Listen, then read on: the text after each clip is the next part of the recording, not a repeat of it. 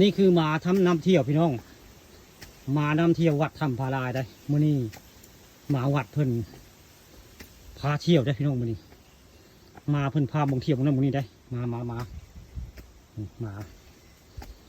นำเที่ยวเดินตามหลังเพิ่นได้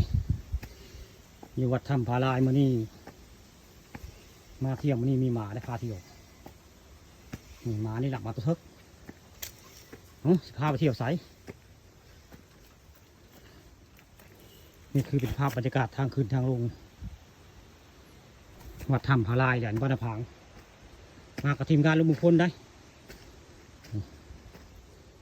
สนอเด็กจะเห็นศาลาด้านเทิงถูกอยากเห็นห้อยพระบาทพี่น้องห้อยพระบาทได้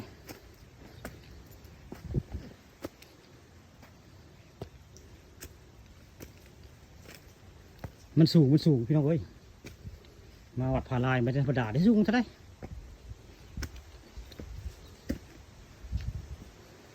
นี่กำลังขึ้นไปชั้นสูงสุดได้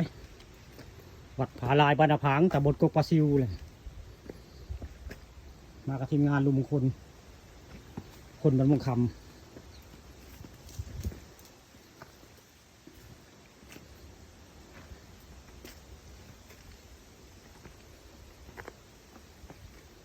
ยังบ่เห็นได้รอยพระบาทตัวนี้เอาภาพบันไดทางขึ้นก็ได้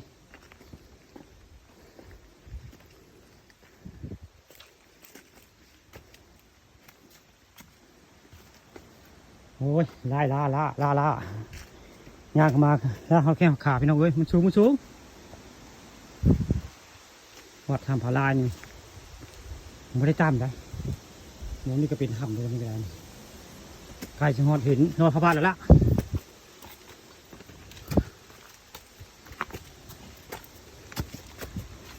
โอ้คุณบากินหอดก่อนแล้วโอ้ยพอแห้งพี่น้องเอ้ยนี่แหละห้อยพระบาทนี่ก็เจอนี่ก็คือห้อยพระบาทวัดถ้ำพาลายอันนี้บักใหญ่ได้คุณละหันหน้าทั้งวันสกุลเพื่อนห้อยเท้าคนได้นี่แหละห้อยพระบาทวัดถ้ำพาลายพี่น้องมีคนมาวางเงินเขาได้